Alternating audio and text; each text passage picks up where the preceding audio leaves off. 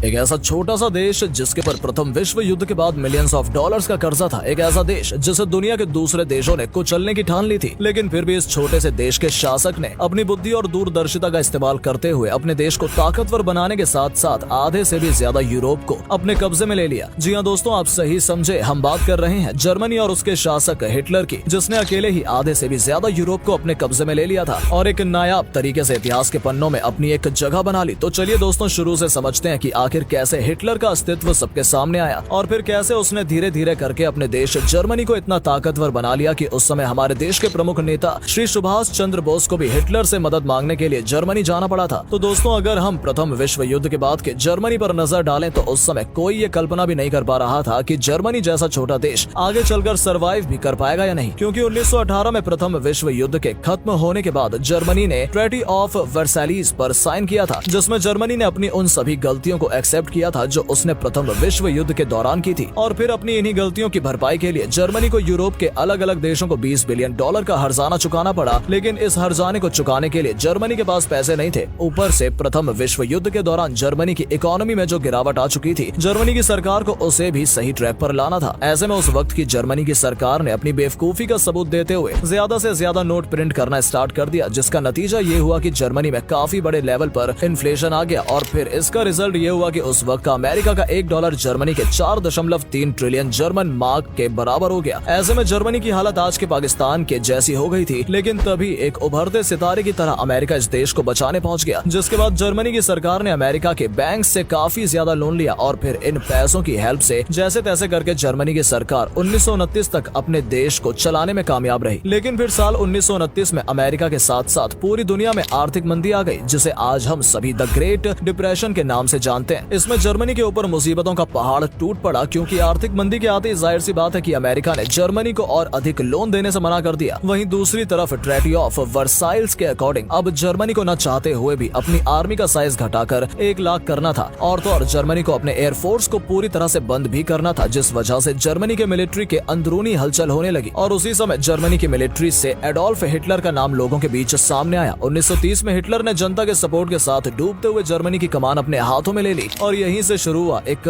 नए जर्मनी का उदय। यहाँ से देखते ही देखते अगले 9 सालों में जर्मनी दुनिया के सबसे ताकतवर देशों में से एक बन गया। लेकिन दोस्तों, आपकी जानकारी के लिए बता दें कि ऐसा नहीं है कि जर्मनी को आगे बढ़ाने में पूरी तरह से हिटलर का ही हाथ है, क्योंकि असल में हिटलर के सत्ता में आने से 10 साल पहले 1920 से ही जर्मनी की सरकार दूसरे देशों से छिपकर अपनी मिलिट्री की साइज बढ़ा रही थी और साथ ही साथ नई नई मिलिट्री टेक्नोलॉजी में पैसे भी इन्वेस्ट कर रही थी। ये सब जर्मनी की सरकार छिपकर कर रही थी। लेकिन फिर जब हिटलर ने सत्ता संभाली तो उसने सारा खेल ही पलट दिया। हिटलर ने अपनी कन्विंसिंग पावर का यूज करते हुए जर्मनी में कई कंपनीज खोली और फिर उन कंपनीज के नाम पर कई देश से थोड़ा थोड़ा करके लोन लिया और फिर उस लोन से हिटलर ने जर्मनी मिलिट्री को और ज्यादा डेवलप किया, क्योंकि यहाँ हिटलर का ये प्लान था कि जब वो मिलिट्री के दम पर दूसरे छोटे देशों को हरा देगा, तब वो उन देशों के पैसों को लूटकर उनसे जर्मनी के लोन्स की भरपाई कर देगा। इसी के साथ साथ जैसा कि हम सभी जानते हैं कि हिटलर एक जर्मनी राष्ट्रवादी था, इसलिए उसे इस बात से सख्त नफरत थी कि ट्रीटी ऑफ वर्साइल्स की वजह से उसका देश जर्मनी तबाह हो गया। इसलिए हिटलर ने यह ठान लिया कि वो ट्रीटी ऑफ वर्साइल्स के नियमों को तोड़कर जर्मनी की पूरी दुनिया में अपनी एक अलग पहचान बनाएगा, जिसके लिए हिटलर ने सबसे पहले अपने दमदार भाषणों और मोटिवेशनल स्पीच के दम पर जर्मनी की जनता को अपना दीवाना बना लिया। और फिर 1935 में हिटलर ने डंके की चोट पर यह ऐलान कर दिया कि जर्मनी ने ट्रीटी ऑफ वर्साइल्स के नियमों को तोड़कर 3 लाख से भी ज्यादा मिलिट्री सोल्जर्स को तैयार कर लिया है और इसके साथ ही साथ उनके पास 2500 से भी ज्यादा कटिंग एज वॉर प्लेन्स हैं। यहाँ किसी भी बड़े देश ने हिटलर की इस नीति पर कोई विरोध नहीं किया, क्योंकि हिटलर ने ये सब फ्रीडम ऑफ